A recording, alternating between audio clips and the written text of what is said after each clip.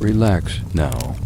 Allow yourself to settle gently into your bed, feeling the soft, comforting support beneath you. Imagine the room dimming, the quiet evening wrapping around you like a velvet cloak. With each slow, even breath, feel your body easing, your mind softening, and your curiosity opening, ready to drift into a calm, historical journey. Our story today begins at a grand old train station in wartime Europe, around the year 1942. The platform stretches wide under iron beams, lit by warm lantern light that flickers softly as the breeze drifts in. You stand near the loudspeaker, your uniform neat, your voice ready, but the moment is still, quiet, and full of gentle expectation. Take a slow breath in and gently let it out. Feel your shoulders relaxing, your fingers resting. You match your breathing to the quiet hum of the station. Distant footsteps, a soft rustle of coats, the faint hiss of steam from a waiting engine.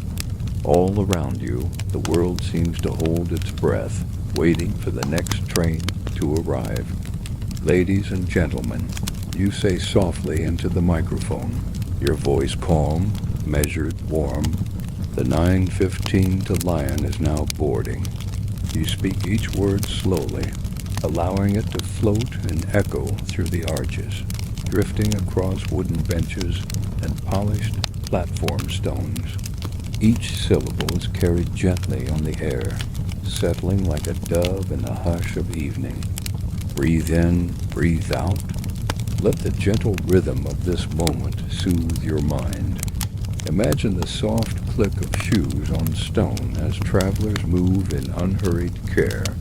A soldier lifts his cap and steps aboard, boots faint on the metal steps. A mother wraps her shawl a little tighter and adjusts her daughter's scarf before settling on a creaky wooden seat. These small, deliberate motions are full of human warmth, all held within the gentle glow of lantern light and the distant murmur of steam. Notice the hush around you, the calm before departure. A gentle breeze drifts in from the open arrival doors, carrying the scent of warm bread from a kiosk nearby. Inhale this cozy comfort, let it fill your mind with ease. Your voice drifts out again, soft and steady. Please check your tickets and step away from the edge of the platform. Each word guides the travelers with quiet purpose. You sense the gentle sway of the carriage as the train hums to life. You can almost hear the low rumble of wheels, the breath of engines waking from rest. Yet here with you, it's soothing, a cradle of sound that lulls and reassures.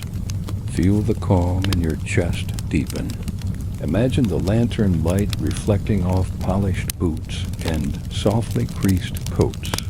The world outside, the distant war, the thunder of distant bombs feels far away, as if behind closed doors in another room.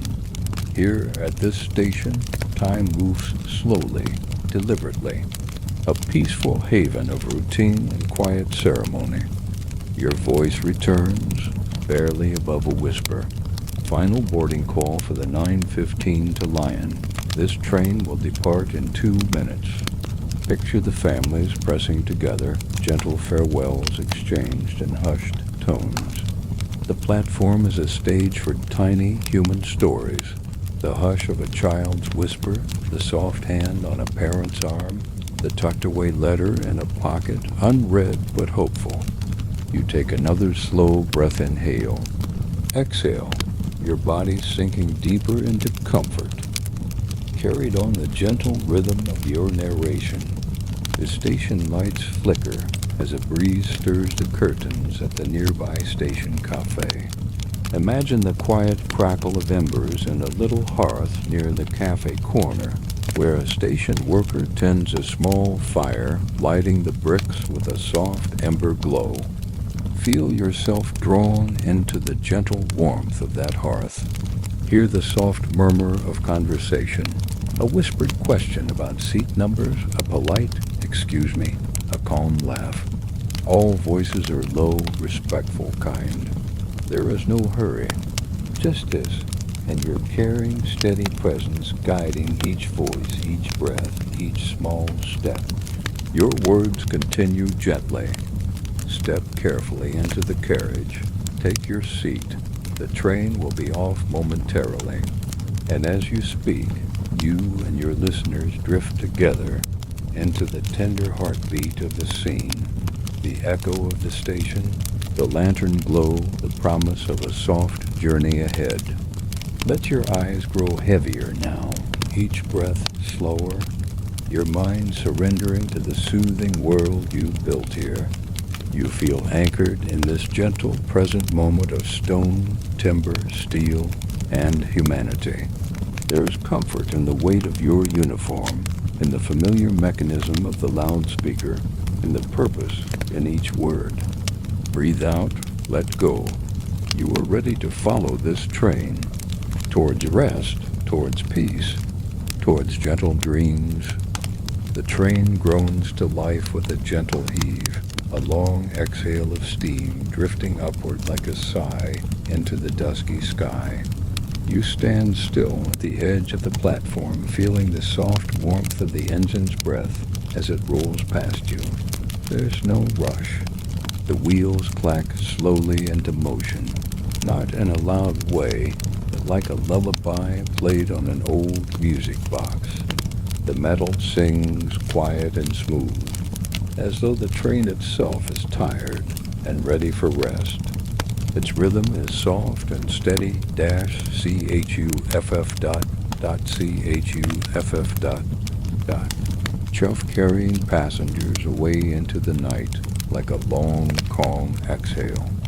As the train disappears into the dark, you step back toward the station's inner hall, where shadows dance along the tiled floor. Your shoes click gently with each step, the sound absorbed by the thick stone walls and tall wooden doors. There's a comfort in the repetition of your walk, in the way the marble shines under golden lamps, in the scent of old paper from the ticket desk and fresh ink on the daily departure board.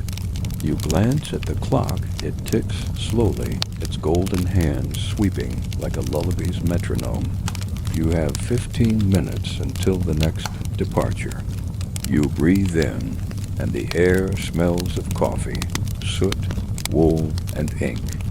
Let yourself imagine the warmth of your collar against your neck, the soft creases of your uniform where your elbow bends, the smoothness of the microphone as you touch it lightly.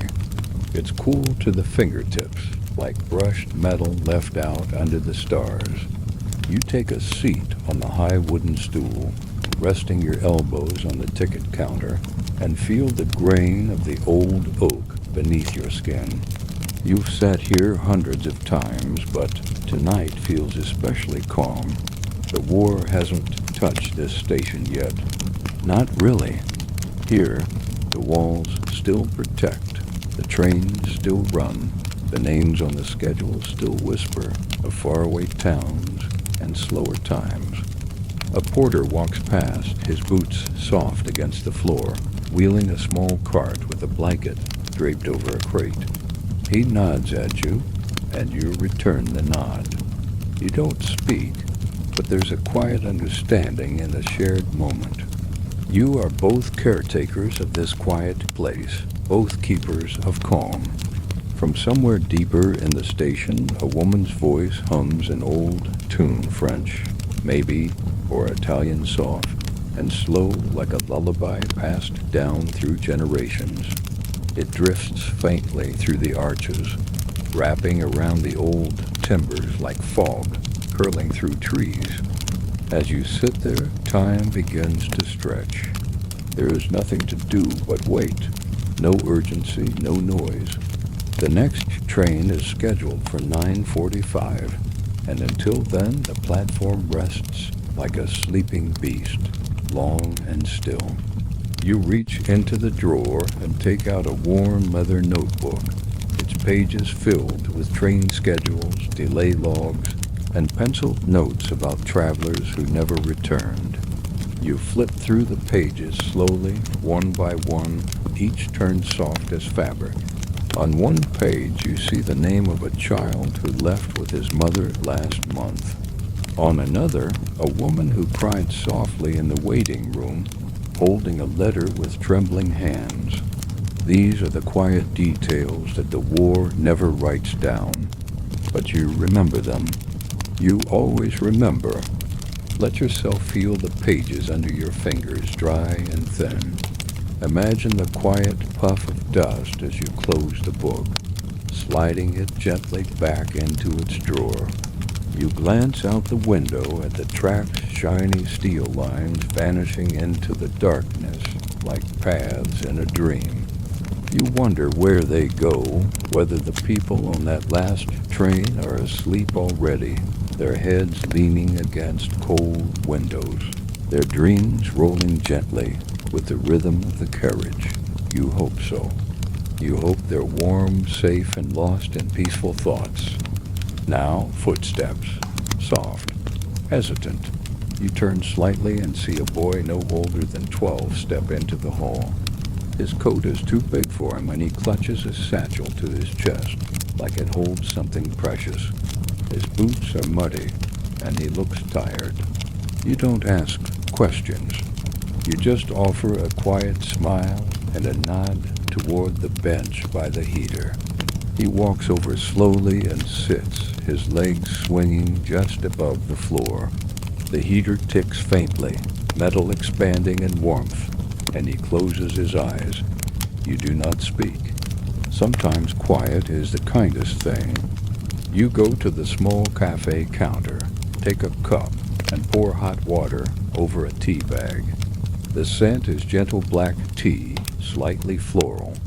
You stir in a bit of honey and walk it over to him, placing it on the bench beside his satchel. Still, you say nothing. He nods once, a slow, grateful movement, and wraps his small hands around the mug. His coat sleeves cover his fingers, and he sips the tea slowly, as though each drop is a blanket. The platform groans in the distance as another empty train is moved into place for cleaning. But here, it's all peace. The lights above you flicker just for a moment, as if acknowledging the stillness. You look up and watch them settle back into their glow. Everything feels slower now, deeper, like time is stretched out to match your breathing. The world outside is fading. The war, the fear, the cold, it all falls away for now, tucked behind the stone walls and warm lamplight. There is only this moment, the boy sipping tea, the heater humming, the station alive with quiet and memory. You return to your stool and sit once more, folding your hands neatly in your lap. A light breeze drifts through the open platform door, carrying with it the faint scent of oil and wet stone. It smells like travel, like stories waiting to begin. And you, here in your warm corner of the world, are the gentle keeper of those stories. You don't rush them. You don't change them. You simply speak their beginnings, calmly, clearly, kindly, one train at a time.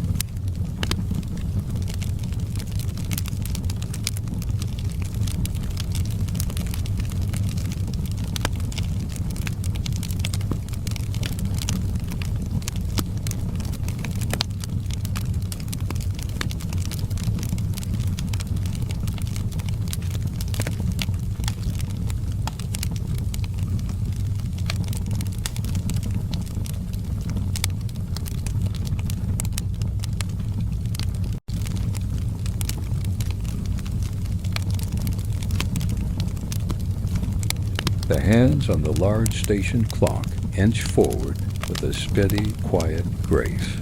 The next train is due soon, but there is no rush. Time in this place moves like a tide, slow, inevitable, and soft as velvet.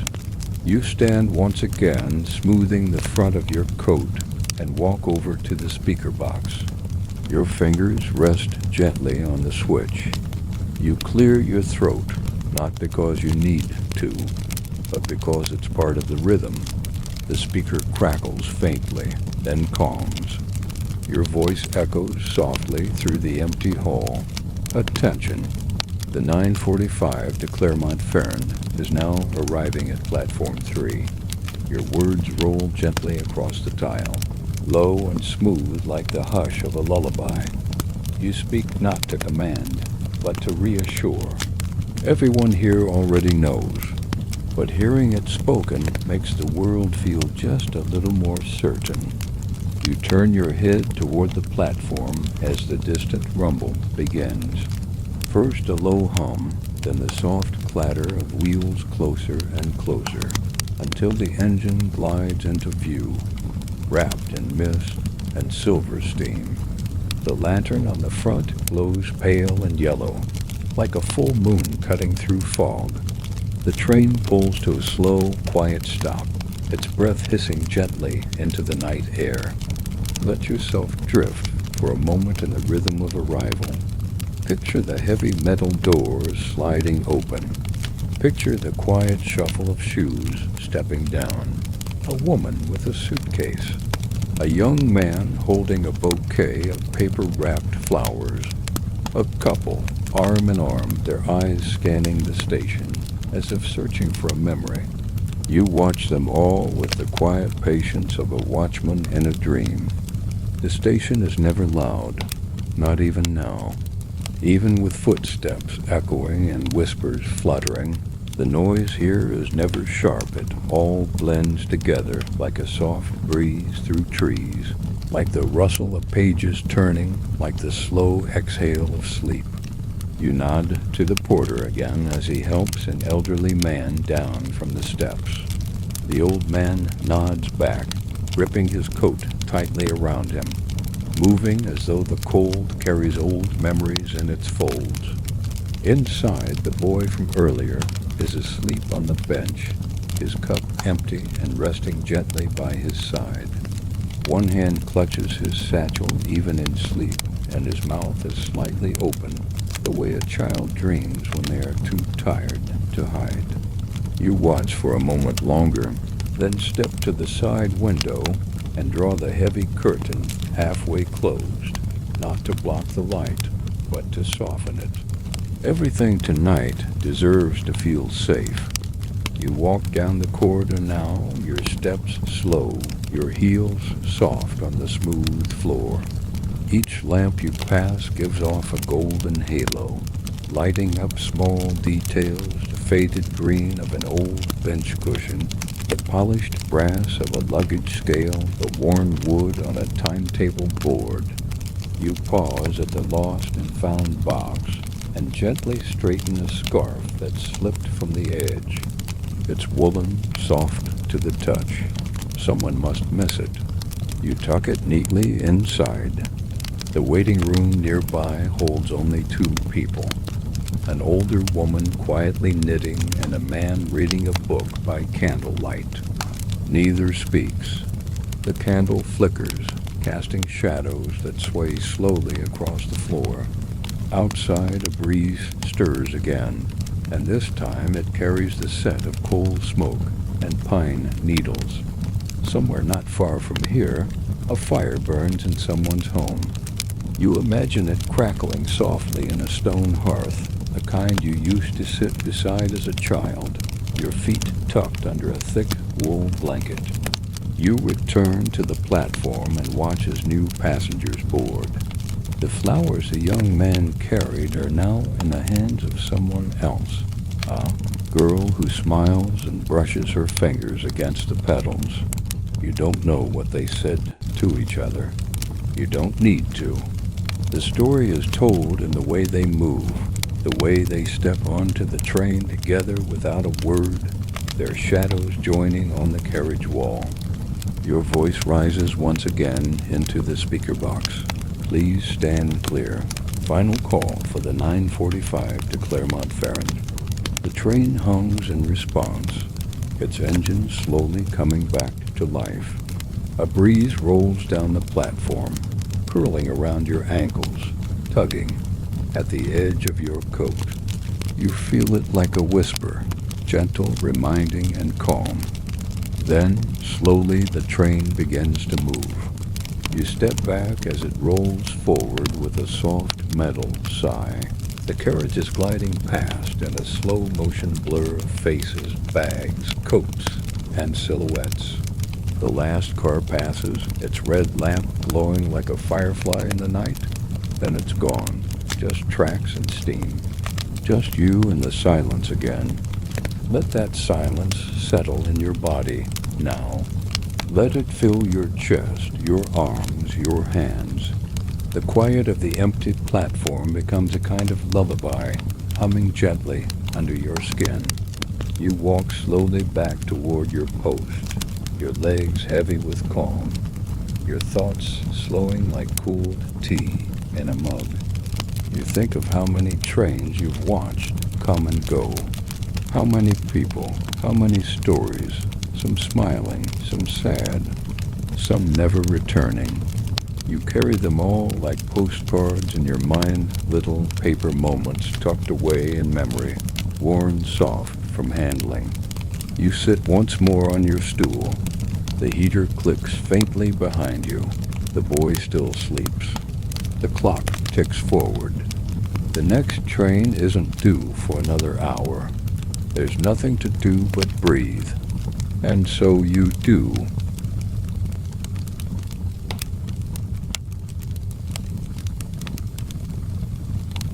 The station is at rest now, as if even the walls have begun to doze. The lanterns glow faintly behind their frosted glass, their light pulsing slow and steady, like a heartbeat half asleep. You remain seated, your back straight but softened, your hands folded in your lap, not because it is required, but because stillness feels natural here. It is a stillness filled not with emptiness, but with quiet meaning, like the way freshly fallen snow hushes a town, or how a thick book rests closed beside a fire, its story waiting patiently. Outside, the mist thickens, softening the edges of the platform until the world becomes dreamlike. The tracks disappear into it, swallowed by pale gray, like silver threads lost in clouds. You can almost imagine the station floating, not attached to any city, not tied to any war, just drifting gently between times, between lives, between one breath and the next. The soft ticking of the large station clock becomes your companion again. With each second that passes, your mind sinks a little deeper, your body a little looser. You are not worried about the war tonight. You are not thinking about what happens next. You are here in the quiet fold of the station's arms where nothing is expected of you but presence, where the next breath is a gift and the last one already forgotten. A soft creak breaks the silence. You look to your left and see an old cat slipping in from the shadows near the boiler room. She walks with that elegant certainty only cats possess, quiet, unbothered, perfectly composed. Her gray fur blends with the fog, her tail curling lazily behind her like smoke. She glances your way, but does not beg for attention. She knows you. She's passed through here before, many nights. Always silent, always trusted. You watch her for a while as she settles on a folded coat left behind on a bench. She turns once, twice, then curls into a tight ball, her purring barely audible, like a whisper from the floorboards. The boy nearby shifts slightly in his sleep, but does not wake. His satchel slides gently to the floor, landing with a padded thump. You let it lie there, undisturbed. Everything here is in its place. You rise once more, not because of any noise or need, but because your body wants to stretch. You move slowly, allowing your limbs to carry you across the station with the grace of someone underwater. Your steps are soft and sure. Each time your foot meets the floor, it lands with purpose, but never with sound. You are part of the station's breath now, rising and falling in time with its rhythm. You reach the glass doors that lead outside, just past the ticket windows. The doors are old, their handles worn smooth by decades of hands. You open one gently, and the night air wraps around you like a cool shawl. It is not cold, exactly, just crisp, full of the scent of rain and coal smoke and the faintest trace of lilacs from a nearby garden, long forgotten. The street beyond is quiet. No carts, no bicycles, no late-night travelers. Just cobblestone and silence, lit faintly by a street lamp whose light pools on the stones like warm milk in a bowl.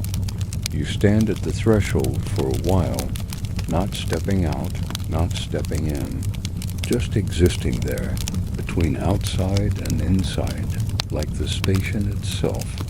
You think of how many people have stood in this spot, how many feet have paused here in worry and hope and exhaustion. How many goodbyes were whispered under this arch? How many hellos never came? But you do not dwell on it. You simply let the knowledge pass over you like wind through tall grass. A drop of water lands on your sleeve. Then another. The rain has begun. Not heavy, not sharp. Just the soft kind that kisses rooftops and plays tiny songs on window panes. You step back inside, slowly closing the door behind you.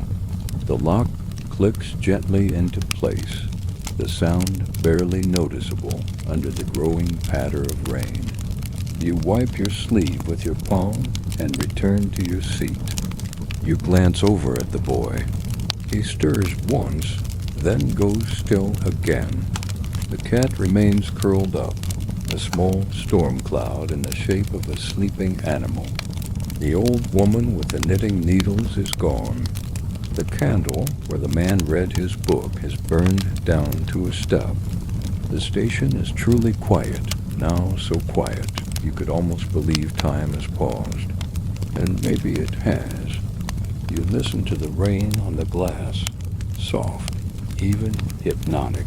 You let your breath follow its rhythm, in and out, in and out, like the sound of a distant train rolling gently over the hills, too far to see, but close enough to feel in your chest. You don't know where that train is going. It doesn't matter. All that matters is that it moves slowly, kindly, through the night. You let your eyes drift to the departure board again. Some of the names are smudged. Some trains have been canceled. Sometimes have changed, but there are still destinations listed. There are still places to go. And here in the station, there is always another train to guide, another journey to begin. You take a slow breath and let that thought soothe you. The heater behind you hums softly, warm air rising in slow waves. The walls seem to hold that warmth, as though they've learned how to cradle it over the years. You lean back on your stool, closing your eyes just for a moment. You are still awake, but barely, and that is the perfect place to be.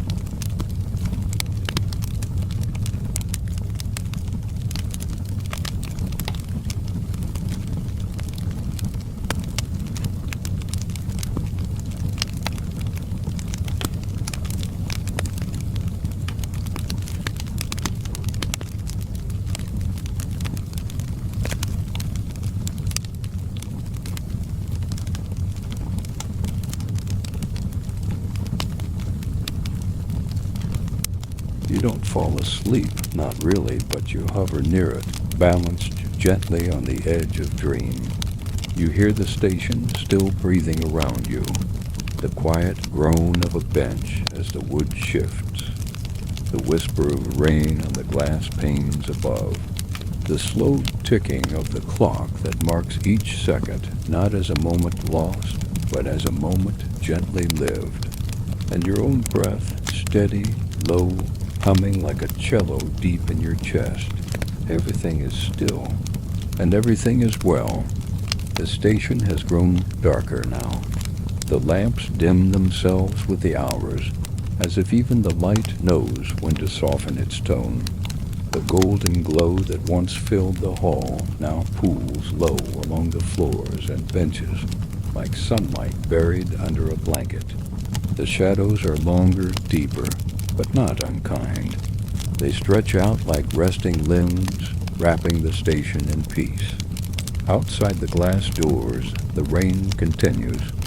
It has become softer now, no longer a song, but a hush. You picture each drop as a tiny footstep walking slowly across the roof, across the stone, across the windows. The sound is comforting, predictable, and with each tap your body sinks deeper into quiet. Your thoughts float like leaves on water, gentle and slow and going nowhere at all. You shift your gaze to the schedule board once again. The next train is listed faintly, a supply run, unmarked to the public. Midnight departure. You've seen these come and go with little fanfare. No passengers, just crates, sometimes letters, sometimes uniforms. But even these trains carry stories. Even they deserve a calm farewell. The boy stirs again, this time sitting up with a soft groan.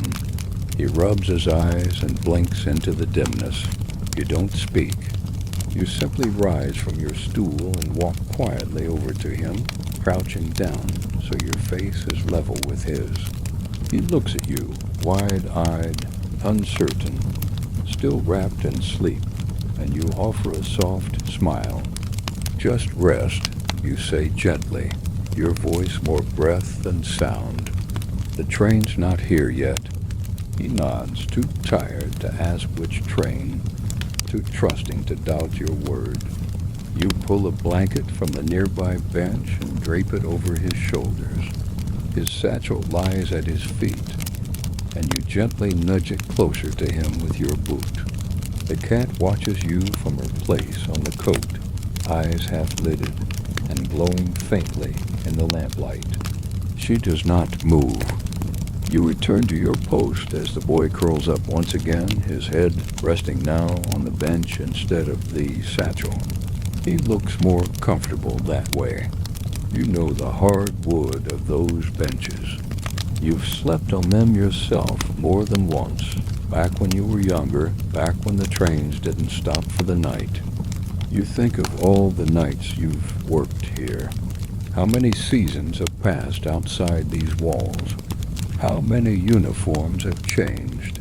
How the snow has come and gone, the flowers bloomed and faded, and yet the station remains a quiet place in a loud world.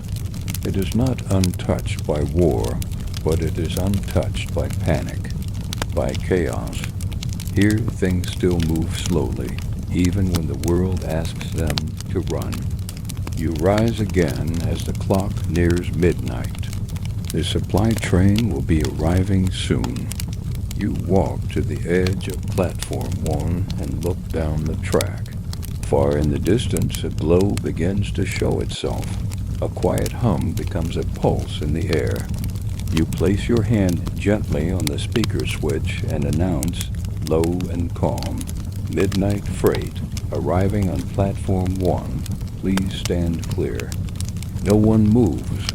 No one speaks, but the announcement is made all the same. It is part of the rhythm, part of the sacred stillness. Even the trains with no passengers deserve your voice. Even the steel crates deserve acknowledgement. You are the guardian of every departure. The train rolls in slowly, its bulk darker than the others, its lights smaller, more cautious. You count the cars as they pass 10, then 12, then 15.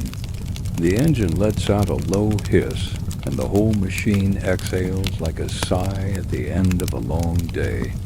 A man steps down from the lead cabin, tips his cap at you, and begins unlocking the side doors with a long iron key. You nod back, but you don't interrupt. You remain still. The platform is his now, just for a moment.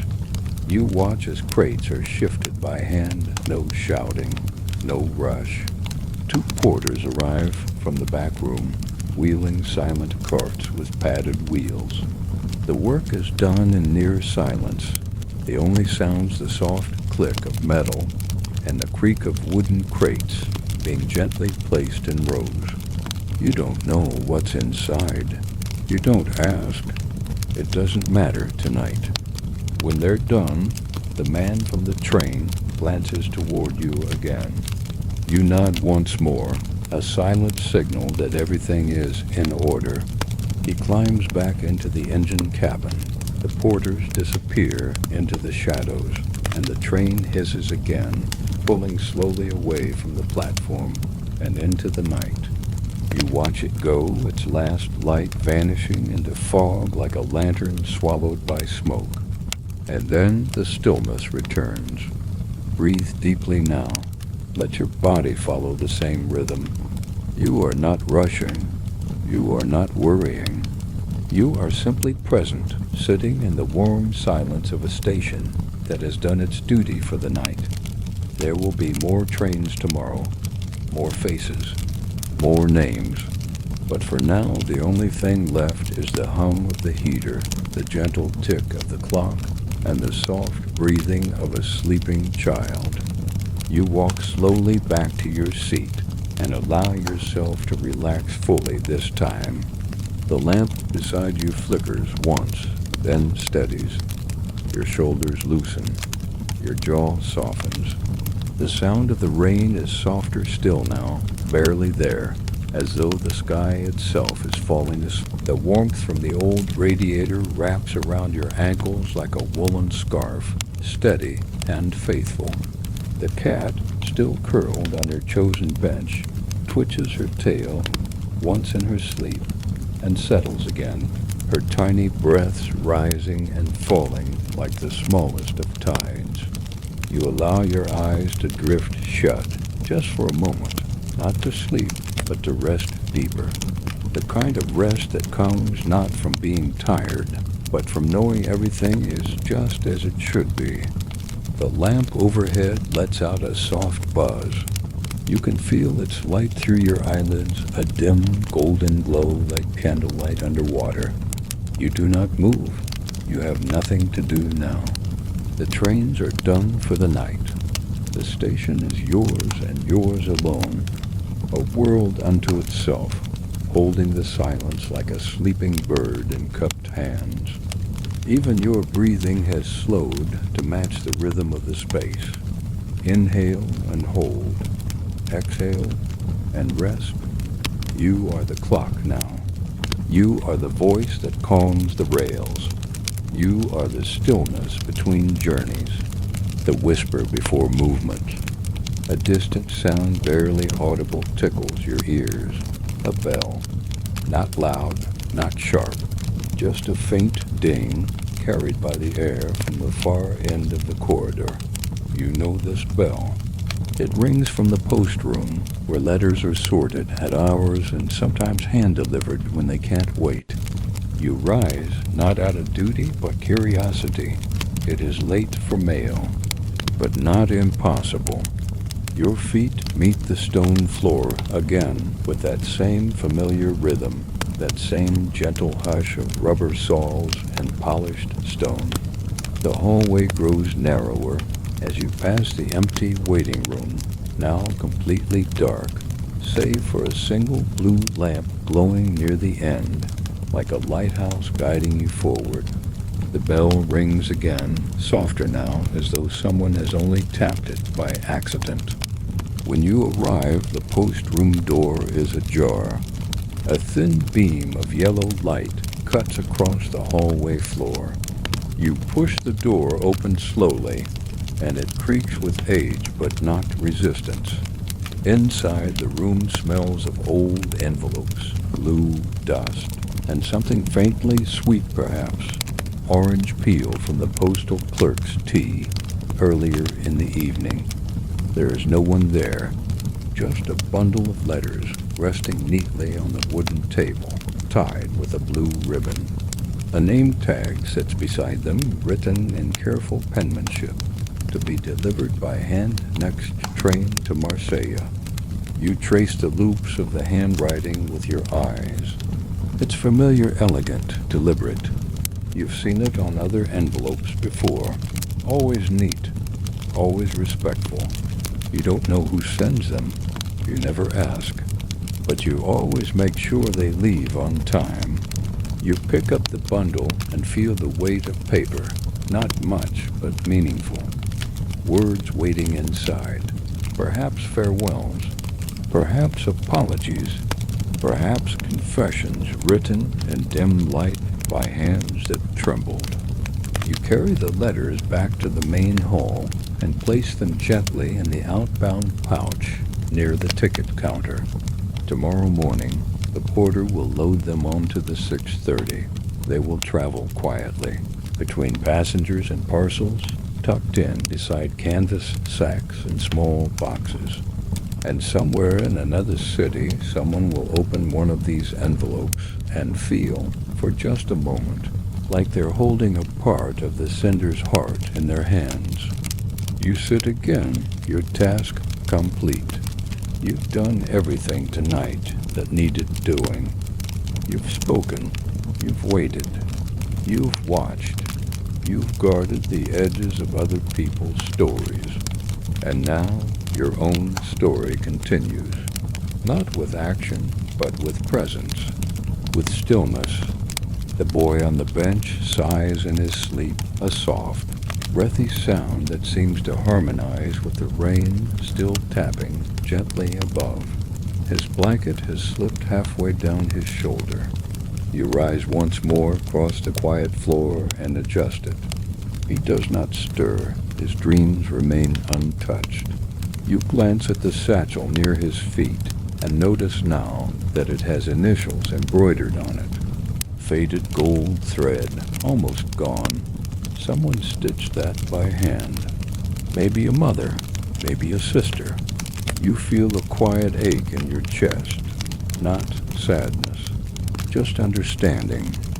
You turn and begin making your final walk of the night, your station circle, your slow circuit from one end of the hall to the other, checking nothing in particular, but ensuring all is well.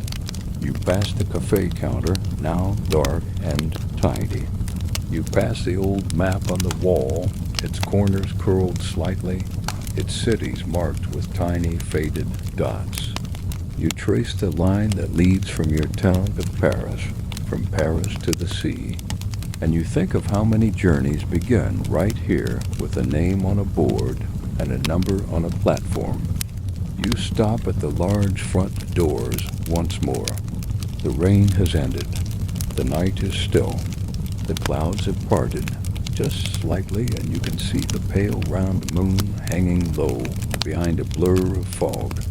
Its light spills onto the cobblestones like melted silver. You imagine stepping outside just for a moment to breathe in the night air. You imagine your breath meeting the moonlight and turning to mist. But you stay inside, because here you are needed. Not loudly, not desperately, but gently. Like a bookmark waiting on a page. Like a candle still burning in case someone comes home late. You glance once more at the sleeping boy, at the bundled letters, at the empty platform stretching into mist, and you sit. The station sleeps, and you are its dream.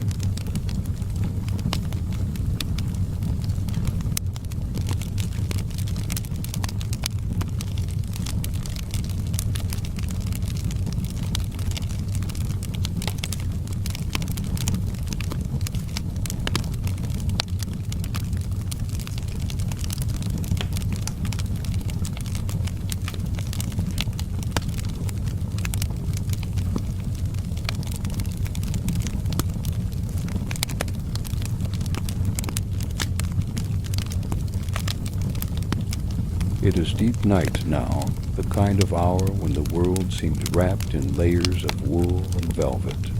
Everything feels soft by time and dark and warmth. Even the clocks, still ticking on, feel more ceremonial than functional, as though they continue only out of politeness, not necessity.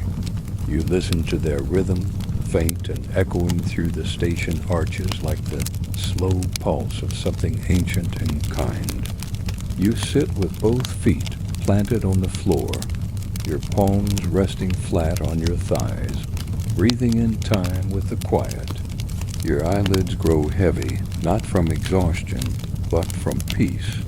There is nothing more to check, nothing more to file. The day has folded itself into memory, and the night has become your blanket. The cat lifts her head just slightly, ears turning towards some distant sound. You follow her gaze, but see nothing new. Just shadows draped over benches, just golden halos cast by sleepy lamps. She settles again with a small grunt, her tail curling over her nose like a ribbon. Even she trusts this stillness now. You lean back against the smooth wood of your stool and close your eyes for real this time. You're not worried about drifting off. Someone always wakes you before the morning shift begins. And besides, there's no real harm in falling asleep here. Not when your dreams are so close to the world you already live in. You hear the old pipes above creak with the shifting temperature. A low wind taps the window panes. Not quite a knock, not quite a song. It stirs something in you, something small and quiet. A memory, maybe, a distant one, of your mother tucking a blanket around your shoulders in a quiet room, of a warm cup of something held close in both hands, of a time when someone else stood at the platform and watched the trains go by while you held tight to their coat sleeve. But you don't linger on the memory. You let it pass, soft as a feather drifting down a stairwell. You smile, just barely, and let it fade. From your seat, you can see out through the tall windows at the very top of the station hall. The sky beyond them is deep and colorless, a perfect midnight blue where stars would be if the clouds weren't still half drawn. You imagine them behind the haze, thousands of pinpoints, thousands of stories, all flickering and distant, watching this moment unfold like an old reel of film. The station at this hour becomes more than a building. It feels like a ship adrift in the fog, like a great sleeping animal, like a dream that breathes. You are not just its worker. You are part of it, part of its walls, its lights, its sounds. Your heartbeat matches the creak of its doors and the click of its distant switches. You don't just guide the trains, you keep time for the space itself. A sound catches your ear again, faint but steady, the low rhythmic thud of boots on tile. You open your eyes slowly and turn your head toward the entrance. A soldier has entered, young, tall, tired. His uniform is travel-wrinkled. His hat is tucked under one arm. He walks with the care of someone used to heavy silence, not out of fear, but out of reverence. He pauses when he sees you and gives a polite nod. You return it without a word and gesture to the bench across from the cafe. He makes his way there without question, lowering himself into the seat with a sigh you can almost feel. He places his bag down beside him and leans his head back, eyes closing almost immediately. You wonder where he's going, where he's been, whether he's leaving home or returning to it, but you don't ask. You never ask. The stories here are borrowed, not owned. You are the keeper of the middle, not the beginning or the end. You rise and walk quietly to the counter, where the old kettle still sits on its stand. You fill it again, light the tiny flame below it, and wait. The water simmers slowly, the sound comforting. You select a small paper packet chamomile and drop it into a mug, letting it steep until the water blushes gold. You walk the mug over to the soldier, placing it gently on the small table near his seat. He opens one eye surprised, then nods again, even more gently. You say nothing. He doesn't need to thank you. This is simply what happens here. This is the kind of station it is. You return to your seat and watch him cradle the mug in both hands. He blows on it, softly, takes a sip, breathes, and somewhere 1,000 miles from here, someone might be thinking of him right now, wondering if he's safe, wondering if he's warm, wondering if he's close to sleep. And the answer, tonight, is yes. You lean forward slightly and rest your arms on the counter in front of you. Not to work, just to rest there. The surface is cool and smooth. The quiet is so complete now that you can hear the soft drip of condensation falling from a pipe above into a tin bucket in the corner. Steady, predictable, peaceful. The cat shifts again, uncurling and stretching her limbs long across the bench before stepping down with the practiced grace of someone who's done this 100 times before. She pads slowly across the floor toward your stool, rubs once against your boot, and then disappears into the hallway behind you. Maybe to find another warm patch of floor, maybe to watch the post office mice. You smile faintly, let your head tilt slightly to the side. Your breath comes slower now, deeper. You're not sure how late it is anymore. You've stopped checking the clock. The world has become simple. A bench, a cup, a sleeping child, a soldier sipping tea. The station has become a cradle, and you are gently rocking.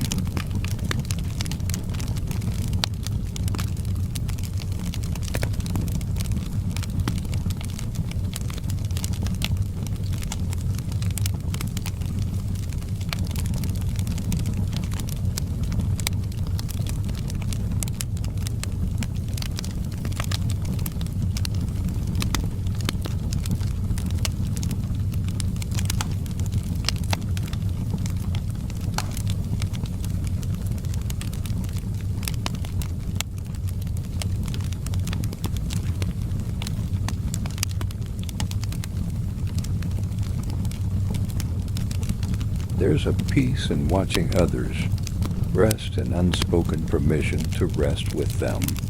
The soldier still sits with his head leaned back against the wall, the tea now resting half-finished on the side table beside him. His chest rises and falls slowly, rhythmically, and though his eyes remain closed, you know he is awake, drifting near the surface of sleep the way one floats just beneath the surface of water. Neither here nor gone. Somewhere calm. You shift gently on your stool and glance at the sleeping boy again. He hasn't moved. The blanket you gave him is still tucked over one shoulder, and his satchel-worn, faded, but clean sits like a quiet guardian by his side. You wonder what's in it. Maybe a book, a snack packed by someone who cared. Maybe a letter folded carefully and meant for another station, another room, another life. Whatever it holds, it travels with him like a secret. The heater hums its low, steady tune behind you. That little tune has been there all night, barely noticed until now. But when you close your eyes and listen, you can hear the way it pulses like a lullaby without words, like breath made into music. It rises and falls, pairs itself with the ticking of the clock, and fills the quiet with something invisible but deeply warm. From somewhere in the rafters, a bird stirs. You hear the tiny flutter of wings, the small click of claws shifting on old wood. A station swallow, most likely. They nest in the beams tucked into the corners above the waiting room. You like hearing them stir at night. It reminds you that life goes on, even in stillness, that the world is never completely asleep, only slower, softer, easier to hold. A soft breeze slips under the main door. It carries the smell of wet stone and a whisper of smoke, maybe from a chimney nearby, maybe from the last train to pass through. Either way, it makes you think of evening walks in small villages, of boots echoing against cobblestones, of lanterns swinging in gloved hands. You imagine yourself stepping out now, coat buttoned up, scarf tucked neatly, walking slow under a sky that smells like rain and stories. But you remain here, because the station holds you like a promise. You hear a creak, gentle, polite, and turn to see the old porter re-entering from the back hallway. He nods at you, eyes lined with sleep, mustache twitching slightly as he yawns behind his fist. He walks over to the ticket counter and checks the ledger you filled out earlier, then taps it twice with the back of his knuckle in silent approval. You exchange no words. You've worked together too long for that to be needed. He shuffles to a bench and lowers himself slowly onto the wooden slats, sighing as though folding into them. He closes his eyes, one hand resting on his knee, the other on the flat of the bench beside him. He doesn't sleep, not yet. But like everyone else tonight, he leans into the quiet, trusts it.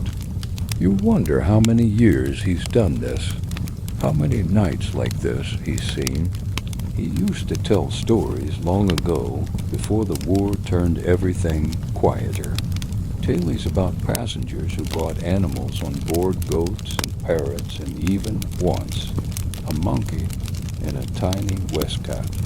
You remember laughing with him about that for weeks. He hasn't mentioned it in years. But sometimes when you see a traveler with a strange suitcase, you still wonder. You reach into the drawer beneath the counter and pull out your own notebook. Not the logbook, but the soft-bound one with the leather cord wrapped around it. You open it slowly, the pages thin and aged, many of them covered with handwriting now your own. But not schedules, not orders, thoughts, moments, things that might have slipped away had you not trapped them here with ink. You flip to an empty page and write, "Midnight, rain ended." 2 sleepers on the bench, 1 soldier with tea, 1 porter returning. The station holds steady. You pause. Then underline the last phrase. You don't know why. It just feels like it deserves it. You close the notebook slowly, tie it shut, and tuck it back into the drawer. A train won't arrive for several hours. There is no sound now but the humming of the heater, the faint rustle of a coat sleeve as the porter shifts in his seat, and the occasional soft creak of wood as the building settles deeper into itself. Even the swallow in the rafter has gone still. You sit and listen to the space. You know it so well that every sound is familiar, like notes in a melody you've memorized by heart. There's comfort in that, the predictability, the quiet pulse of this station that has lived longer than you and will likely outlast you. You rest your chin in your hand and allow your eyelids to lower. Not asleep, not fully, but closed. You imagine the station as a kind of clock tower turned sideways, where time flows not by hours, but by trains, not by ticking seconds, but by footsteps and glances and goodbyes. You think for a moment that you hear something distant again, a new sound. But know it's only the rain returning, the lightest touch of it against the tall glass panes above.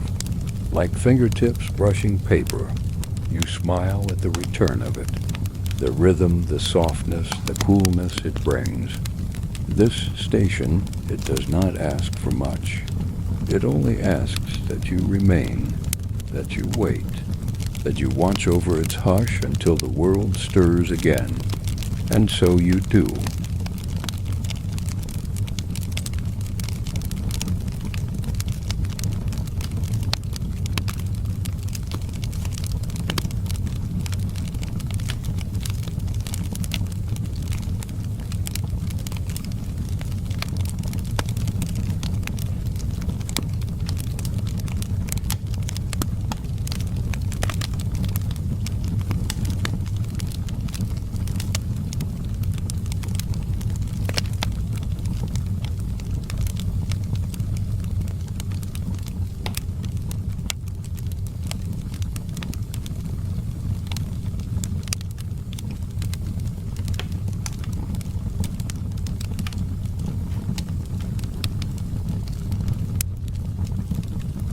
The lightest rain traces soft silver ribbons across the glass above your head.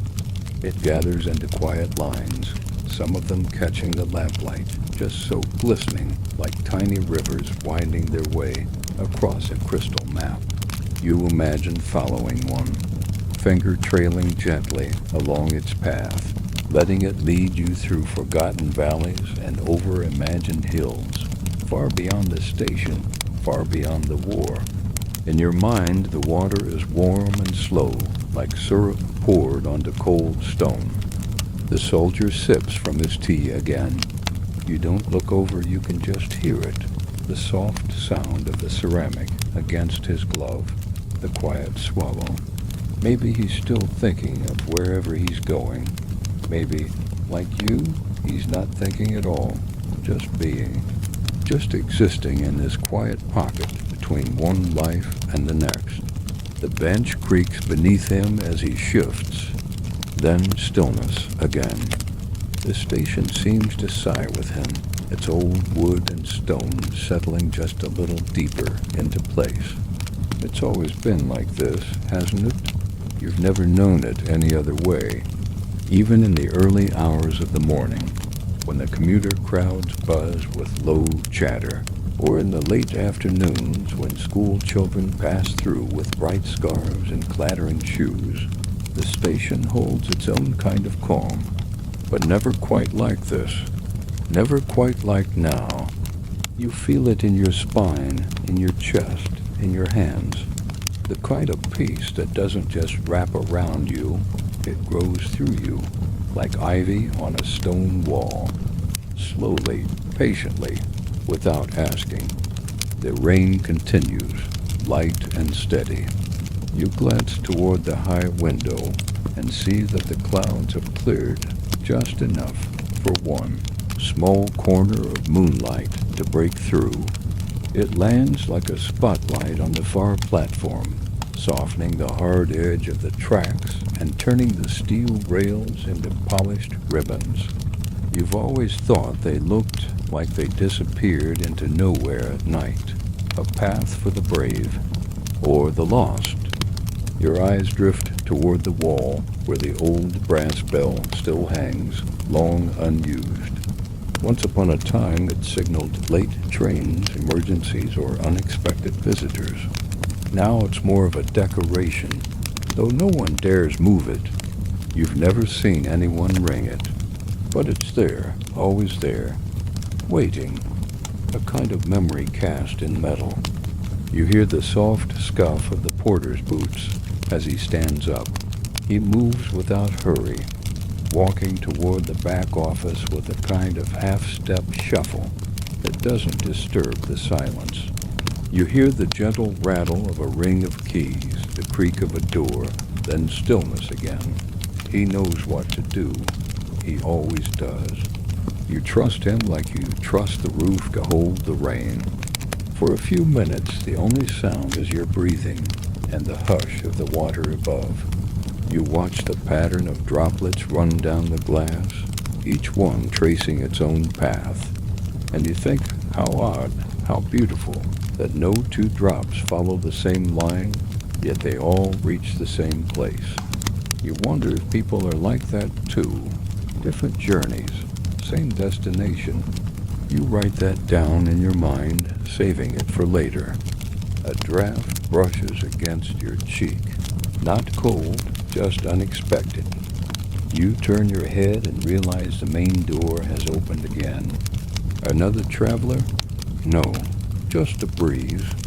It curls in like a polite guest, bringing with it the faintest smell of wildflowers and wet earth. Somewhere nearby, a garden must still be blooming, even in the middle of the war, even in the middle of the night. You imagine it. Small, overgrown, forgotten by most, but faithfully tended by someone who doesn't need a reason to care for something quiet and green. You shift your body and stretch your legs slowly, careful not to make the stool creak. Your muscles thank you with small waves of warmth. You stand, roll your shoulders gently, and walk across the hall, not toward anything specific, just moving through the space like a slow tide brushing against the shore. You pause at the old timetable, the one with the tiny brass hooks and sliding nameplates. Most of them are in their usual spots, Lyon, Toulouse, Marseille, but one of them, Avignon, has been left slightly crooked. You reach up and straighten it with one finger.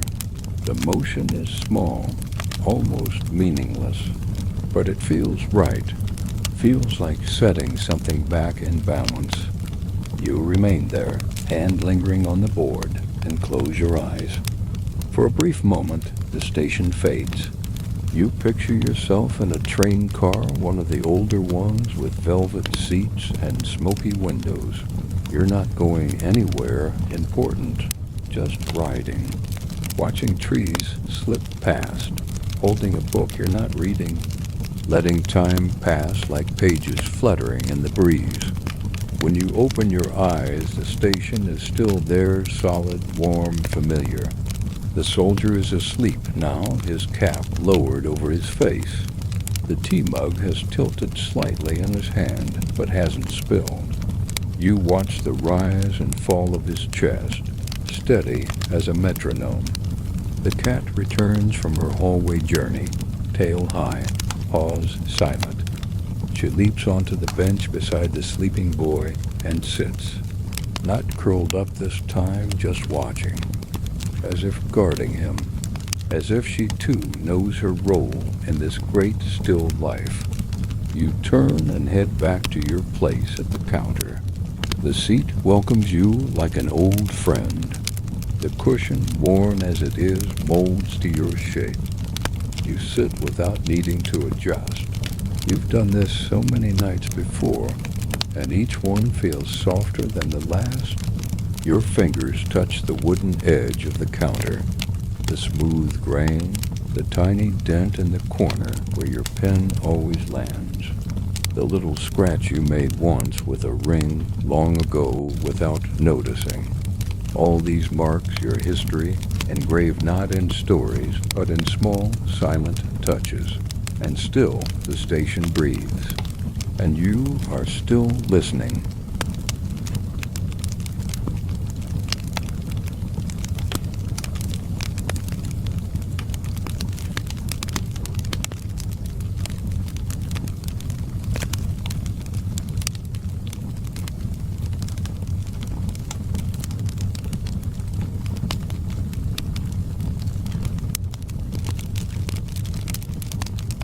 The hour slips quietly past 2 o'clock, and still the station hums with that low, steady breath it keeps all through the night. You know this hour well. It's not quite night anymore, and not yet morning. A threshold time, a space between days, between stories. It's when the world is at its gentlest, when nothing is required of anyone but rest. The soldier dozes, the boy sleeps, The porter has gone silent in the back room, and you simply sit and watch over it all, not as a guard, but as a witness, like someone watching over a garden that only blooms when no one's looking. The rain at last has stopped again. It leaves behind a hush so complete you can hear the faint tap of water dripping from the station roof onto the stone steps below. You close your eyes and imagine standing under that edge, letting a single drop land on your open palm, cool and pure. One drop from a passing storm carried across rooftops and gutters, its whole journey ending softly in your hand. You open your eyes and glance toward the platform. It glows faintly under the lamps, still wet, shining in patches where the moonlight touches it through breaks in the cloud cover. You think of all the shoes that have walked across those stones, military boots, polished leather shoes, heels, slippers, even bare feet on a dare. So many departures, so many returns, all of them echoing softly in the walls like old laughter caught in a bottle.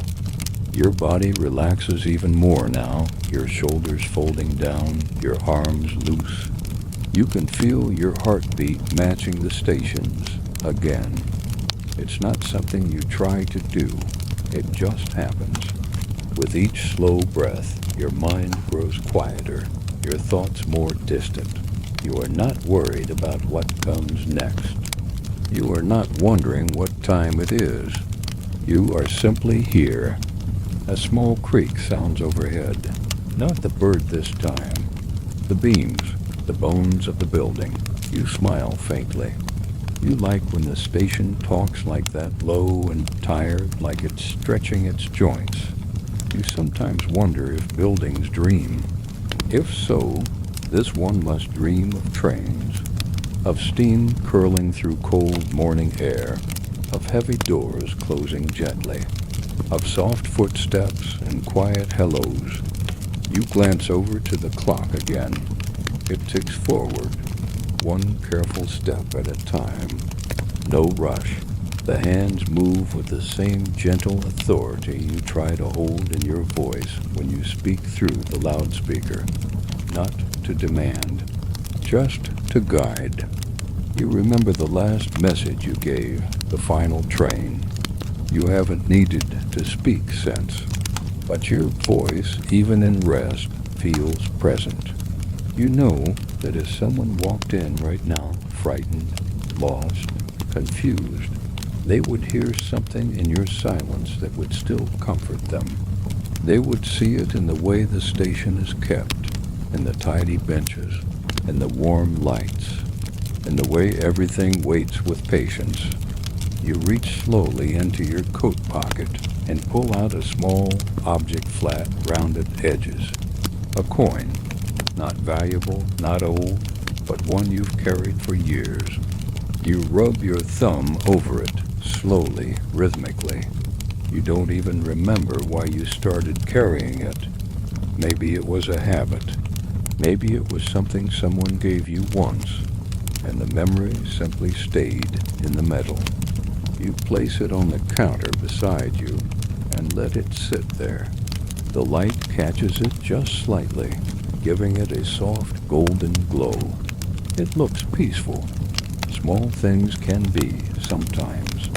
In fact, most peaceful things are small, barely noticed, easily passed by. But here, in this space, they are the things that carry the weight of the night. The bench across the hall creaks again. The soldier shifts in his sleep, one arm slipping off the edge and hanging loosely. You think of draping another blanket over him, but he doesn't look cold, just heavy with dreams. You wonder what his dreams hold. Perhaps they are full of distant cities, or oceans, or letters received too late. Or maybe tonight, he dreams of this station, of peace, of you. The cat is gone again. You didn't see her leave, but she's good at that. She moves like wind through curtains, here, then gone, then here again. You hope she's found another warm bench, or perhaps a patch of moonlight, still warm from where it touched the stone outside. You lean back again and stretch, arms overhead, careful not to disturb the air too much. You breathe deeply, filling your lungs with the soft perfume of paper and coal and old dust. It smells like memory, like pages turning in a book you've read before but can't quite remember. There is a soft click in the distance, a heater somewhere turning off. Its job done.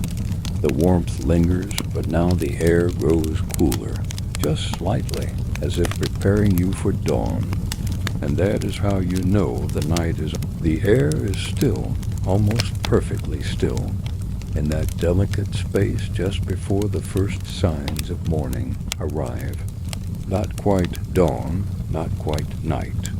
A pale quiet rests over the station like snow that hasn't yet touched the ground. Everything feels suspended, as though time itself is taking one long, soft breath. You remain at your post, unmoving except for the gentle rise and fall of your chest. It's not a matter of duty now. It's something deeper. You're not watching because you have to. You're watching because the station has asked you to quietly, without words, with a kind of reverence only understood by those who have spent their nights wrapped in its hush. Your eyes drift slowly to the platform doors. The condensation has cleared a little from the windows, revealing the faintest gray line on the horizon. Not quite sunrise, not yet, but a hint, a whisper of light to come. You feel it before you see it, a slow shift in the energy of the space. The walls seem to lean slightly inward, as if listening more closely. The old wood beams sigh again, that familiar creak that sounds like the slow stretch of a well-worn armchair. It's the sound the station makes when it's ready to wake, but just barely. You think of the first train of the day, not for another 2 hours, a regional run, not glamorous, not large, but important. Its passengers will be early risers, farmers, bakers, teachers, a few soldiers, maybe. They'll arrive with half-buttoned coats and sleepy eyes, looking for coffee, for warmth, for something predictable in a world that no longer offers many promises. But for now, they are still in bed, and so you remain here, part of the soft, protective night, keeping the station in its dream. The soldier stirs again. This time he straightens, stretches one arm, and rolls his neck slowly, blinking beneath his cap. You glance over at him, offer the smallest nod. He returns it without a word. He doesn't seem surprised to find himself here. Doesn't ask the time. He just sits for a moment, waking gently, letting his surroundings speak first. He reaches for the tea mug. It's cold now, but he drinks the last sip anyway. He doesn't make a face, doesn't complain. It was never about the warmth. It was about the pause it gave him. The pause you gave him. The boy still sleeps, his face turned toward the back of the bench. You can see only the curve of his cheek, the shadow beneath his lashes. You wonder if he'll wake before the train comes, or if you'll need to carry his satchel onto the steps for him. Either way, you'll be there. The soldier rises slowly, standing tall, stretching his arms behind his back until his spine gives a single satisfying crack. Then he picks up his bag and walks to the far wall where the timetable hangs. He stands there a long time, hands in his pockets, reading the names. You wonder if he's looking for one in particular, or just reading them all like a poem, a list of places he might have been, or still might go. Eventually, he steps away, nods toward you once more, this time with a touch more gratitude, and heads for the door. It opens with the usual quiet groan, lets in a breath of new air, and closes behind him. You watch him disappear into the street beyond, swallowed not by darkness now, but by the pale mist of coming day. You don't feel the cold much anymore. You've grown into the night like moss into stone. Every part of this station fits you now. The bench that always squeaks. The counter where your arm rests. The old calendar hanging behind the desk, still turned to the previous month, and yet no one has changed it. You suppose you could, but you like the quiet rebellion of it. A little time loop, hidden in plain sight. You open the logbook now, flipping to the fresh page marked with the date. The ink glides softly across the paper as you write. 2:54, a rain ended. Soldier departed. Boy still asleep. Building breathing. Station calm. You pause again, then underline station calm, just like before. You close the book gently. No need to lock it. No one will disturb it. Not here. From the back hallway, the porter reappears. His coat is on now, his cap low. He carries a small oil can and a cloth, ready to begin his early rounds. He nods to you as he passes, the same way he has for years, and you nod back. It's more ritual than greeting.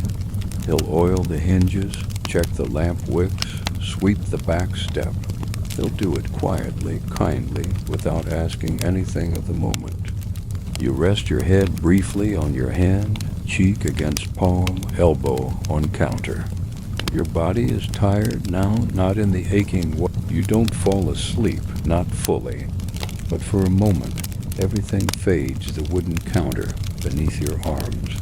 The hum of the heater, the distant tapping of the porter's brush. Your thoughts float like feathers, untethered. You imagine yourself not sitting at the station, but being the station itself. The stone underfoot, the rafters above, the old tracks that hum like nerves stretched gently across the earth.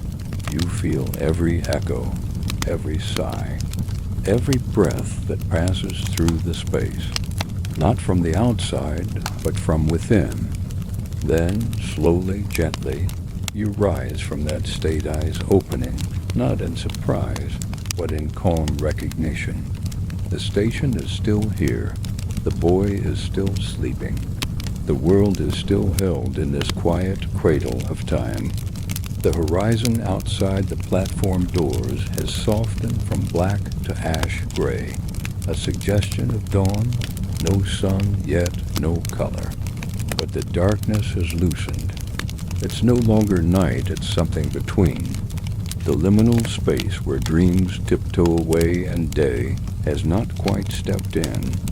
You stretch once more, rolling your shoulders slowly, feeling the weight of the hours settle across your body like a thick woolen shawl.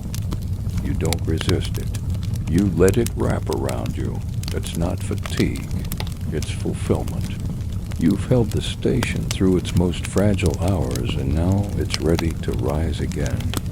From somewhere in the back corridor, the porter hums a low, old tune. Something folkish, wordless, passed down through mouths that never wrote it down.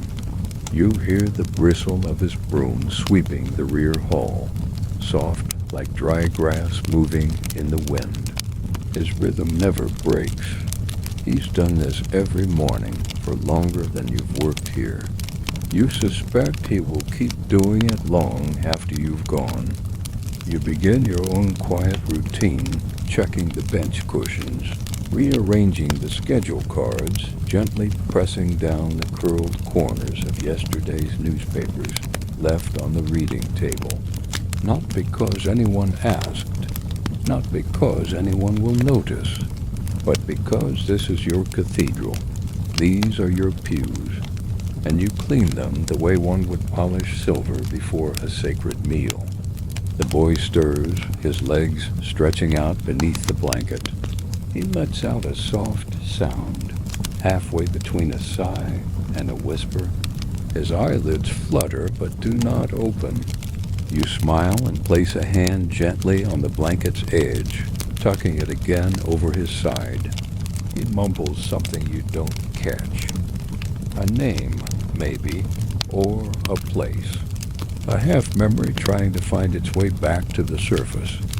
You don't ask. You don't need to know. The heater clicks once more, then falls silent. It has finished its work. You feel the air grow still, not cold, but paused. Like everything in the station is holding its breath, waiting for that first true sliver of light. You check the clock again. Nearly 4 a.m. Outside, the mist has started to lift, curling upward like steam from a kettle. The platform becomes more visible. Now its stone edge, the track lines, the small puddles left behind by the night rain. Everything gleams faintly in the half-light.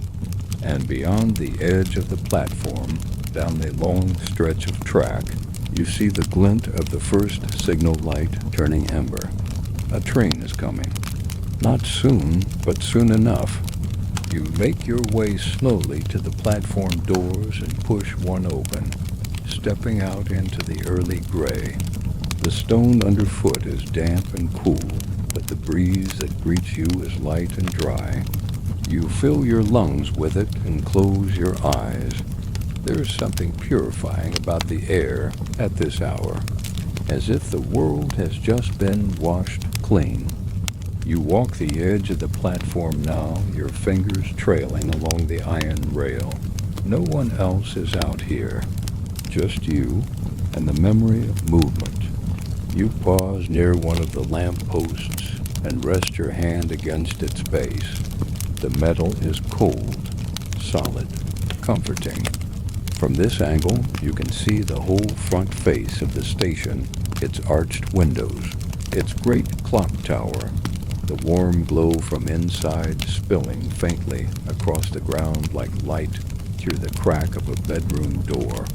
You think for a moment that the station looks like an old friend standing quietly in the fog, waiting to be greeted. You return inside and close the door gently behind you. The porter reappears, coat off again, sleeves rolled.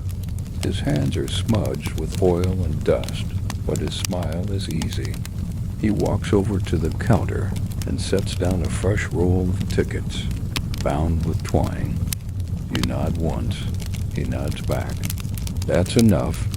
He moves toward the side hall again, but pauses beside the sleeping boy. He crouches down, places a hand gently on the satchel, checks the initials stitched into the fabric. His lips move in a name one you recognize, one that passed through the loudspeaker a few weeks ago. He glances at you, eyes questioning. You give the slightest shake of your head. Still waiting, your look says. The porter straightens and walks away without a word. You both know what it means. Sometimes a child arrives before their escort. Sometimes the name on the satchel is one of two, and the other half is still walking. You will wait. That's the rule. That's the kindness. You sit once again at the desk. Your fingers drift over the speaker switch, not pressing it yet, but resting near it. Soon, the boy's nod is slow, sleepy, but it holds something more than understanding. It holds trust. He rubs one eye with the heel of his hand and looks around the station, squinting as though he's not sure yet if this is real or still part of a dream. You don't speak again. You let the silence do the talking now. Silence, after all, is often the kindest thing a place like this can give. He sits up fully, his satchel still nestled beside him, blanket pooled around his legs. You can see that he's trying to orient himself, where he is, why he's here, whether someone is coming. You simply rise, take a few quiet steps to the cafe counter, and return with a small cup of water and a leftover biscuit from the porter's early tray. You place them gently on the bench beside him and nod once. He gives a tiny, grateful smile and takes the cup with both hands, sipping slowly. The biscuit he stares at for a moment before picking it up. His fingers are small and careful. You wonder how old he is. 10? 11? You wonder where he came from, what station he boarded at, and who wrote the tag on his satchel. But you don't ask. Those stories aren't yours to hold unless they're offered. The station clock ticks toward 4:30. The sky outside has shifted from gray to the lightest possible blue, the kind of blue you only see once or twice in your life, if you're lucky. The color of breath held in suspense, the color of soft beginnings.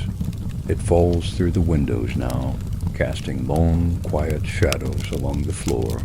The station glows not from lamps anymore, but from this strange, gentle dawn. You begin your morning checklist, though your hands move slower than usual. There's no need to rush. No inspectors today. No crowds, just a coming train, a few travelers it will carry, and the rising sun. You tidy the last few papers on the desk, fold the blanket the boy no longer needs, and place it neatly on the storage bench near the ticket booth. You light one more oil lamp, not because you need the light, but because the ritual feels right. The boy eats the biscuit slowly, like someone who's learned how to make small things last. He glances around the station, then looks to you, a question on his lips, but not the kind that needs words. You walk over and point gently to the departure board. His eyes follow your finger. His stop is listed, still scheduled, still steady. He nods again and finishes the last bite. Outside, the sound of the rails changes just barely. It's the subtle vibration of the earth when a train is not yet visible but has already begun to arrive.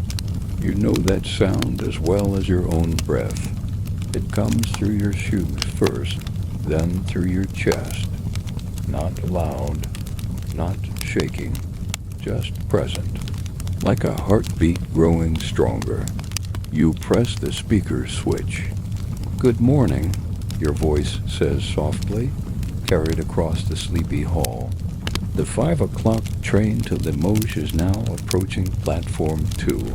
Please prepare for boarding. You pause, then add with a calm familiarity, "Connections available to Brive and Uzerki."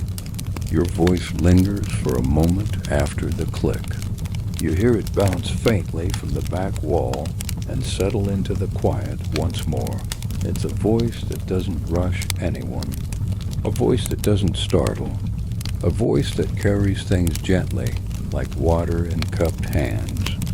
The porter reappears with a cart half filled with morning parcels and a few bags left overnight. He hums again that same old melody, and the sound of the cart's wheels joins him in soft rhythm. The cat has returned, too. She walks across the hall without any interest in the people inside, jumps up onto the ticket ledge and curls into a perfect circle of fur. You check your watch. The train is close now. You stand beside the boy and nod again. This time he stands, gripping the satchel strap tightly. His shoes tap softly as he walks to the door with you, his pace uncertain but willing. You hold the door open and a cool breeze sweeps in, brushing against your legs and whispering against the tile floor. The platform is lit with the soft gold of early light. The mist has fully lifted, the rails gleam, and at the far end, just coming around the bend, is the train, its headlamp a soft glow. its engine humming like a lullaby returning home. The cars follow like shadows, long and slow, their windows reflecting sky instead of people. The boy hesitates for just a moment. You place a hand gently on his shoulder, not pushing, just grounding. He steps forward. The train slows as it arrives, exhaling steam and warmth into the cool air. The doors slide open. A conductor steps out, his cap tilted back slightly, eyes kind. He glances at the boy, then at you, then gives a small nod of welcome. The boy climbs the step. Before he disappears inside, he turns back once. You raise your hand in farewell, not waving, just holding it there. He mirrors you, then he's gone. The door closes. The whistle does not cry. The train moves again. And just like that, the station exhales.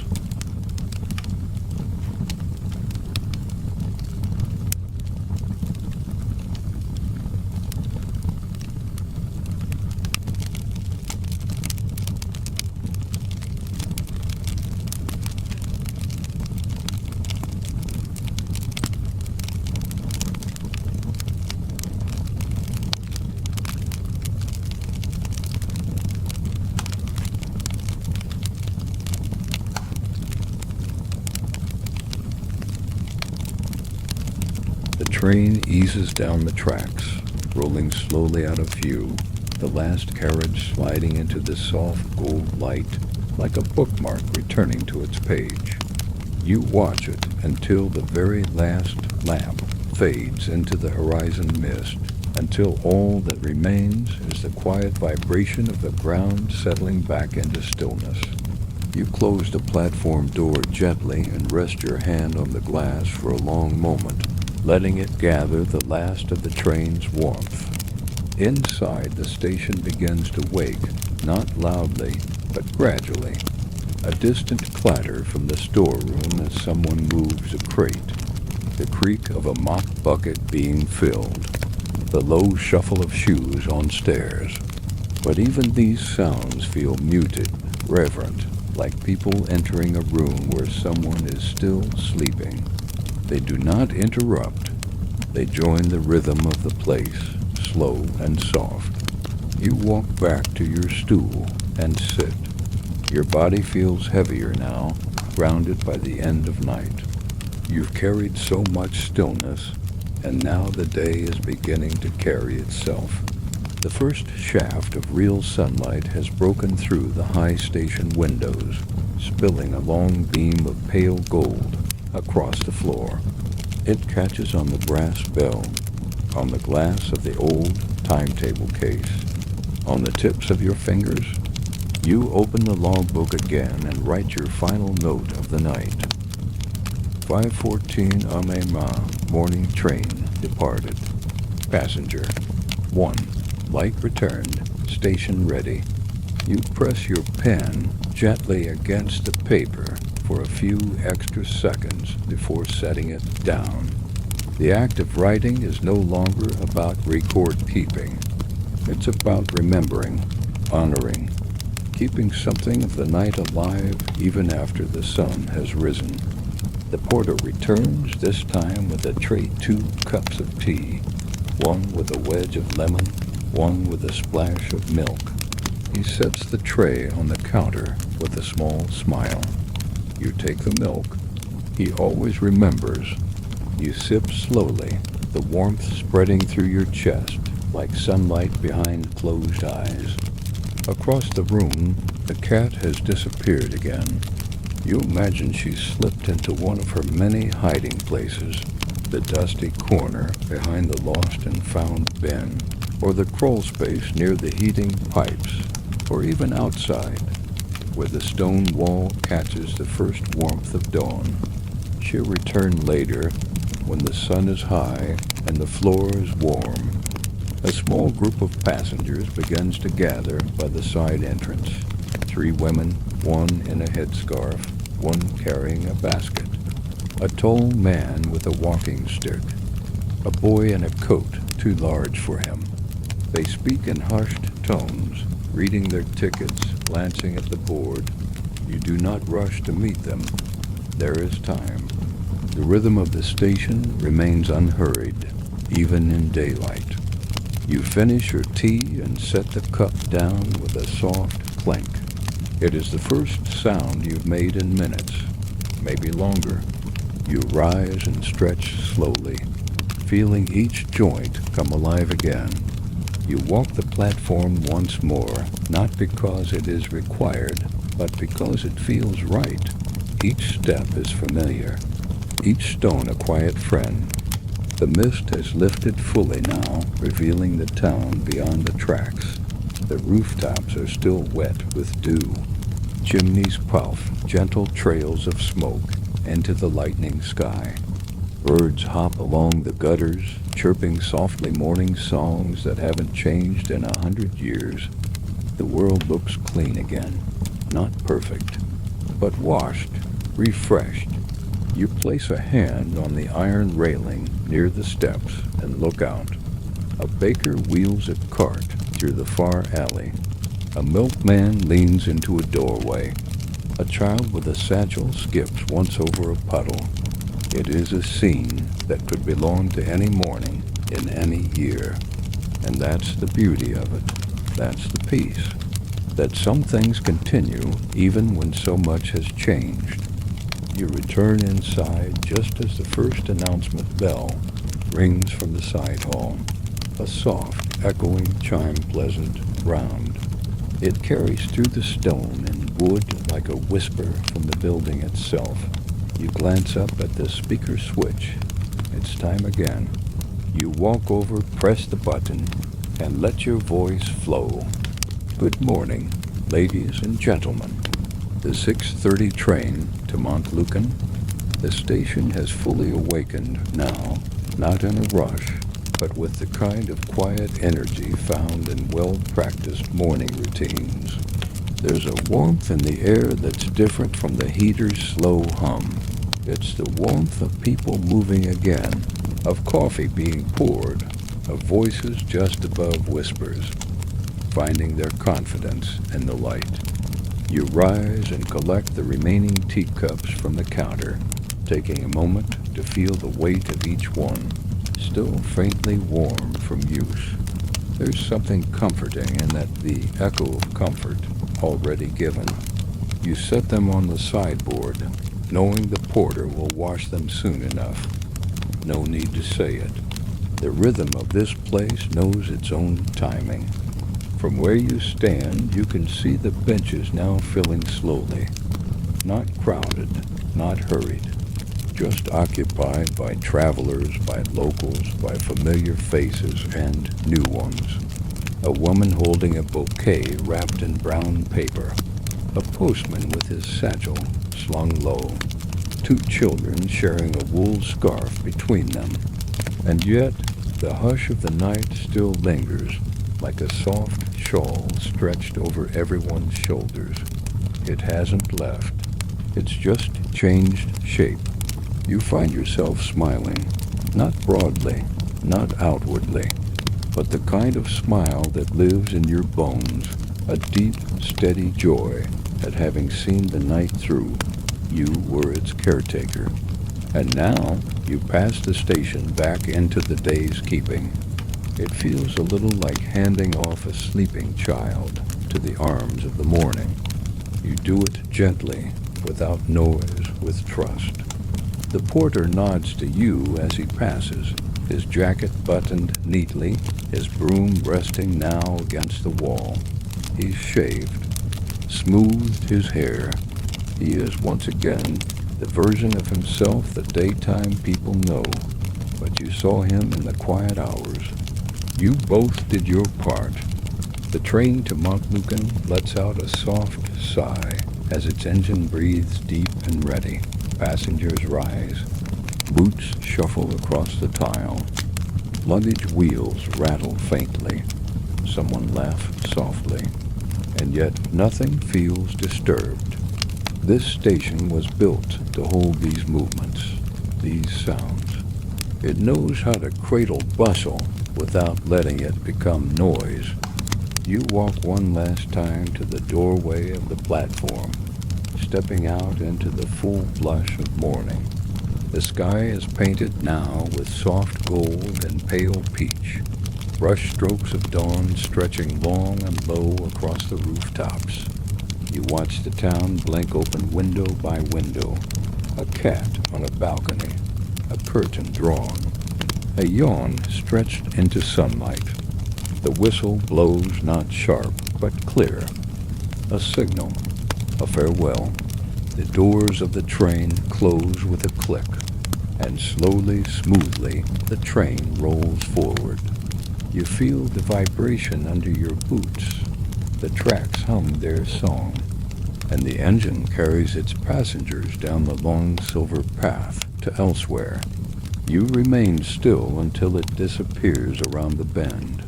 Then, quietly, you return inside. The crowd has thinned now, the first rush gone. The station feels lighter, as though it has taken a deep breath and released it. You return to your place behind the counter, place your cap on its hook, and stretch your back once more. It's nearly time to end your shift. Another voice will take over the speaker. Another set of hands will hold the pen, open the ledger, straighten the boards. But for now, just one last entry. You open your notebook, your own, not the logbook, and write slowly, carefully, as though each word deserves its own moment of silence. The night was gentle. One child found his way. One soldier found rest. No alarms. No disruptions. Just quiet.